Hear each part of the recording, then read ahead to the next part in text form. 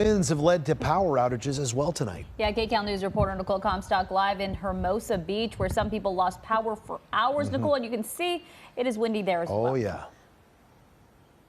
That's right, you guys. The wind has been absolutely howling through some neighborhoods tonight, including here in Hermosa Beach, where you can see that wind just blasting through the American flag behind us here. Also a little chilly out here this evening as well. Excuse me. Now, lots of communities across Southern California are under these wind advisories tonight. The big thing really is the gusty winds, those 35 to 45 mile per hour gusts in some areas. Here in Hermosa Beach, as you guys mentioned, residents told us they had their power out pretty much all day long. Some people just got it back on a short time ago. We recently got off the phone with SoCal Edison, and they actually told me their crews have been responding to multiple wind-related power outages along our coastlines tonight, including one here in Hermosa that affected probably about 76 customers. It started at 3:15 this afternoon, and they are working on fixing that now.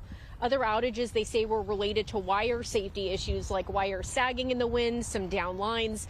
Long Beach also getting some of the most substantially gusty winds. We checked it out along the coast there tonight as well.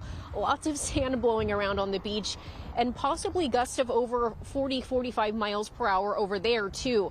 Now back out here live, we are expecting these strong wind gusts until about 2 o'clock in the morning. So things to keep in mind.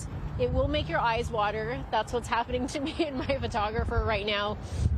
It'll also make for a little bit of difficult driving conditions on the road. We definitely felt that heading here on the freeway, and could lead to more potentially downed trees and power lines. We'll send it back to you in the studio. Alrighty, Nicole, thank you very much.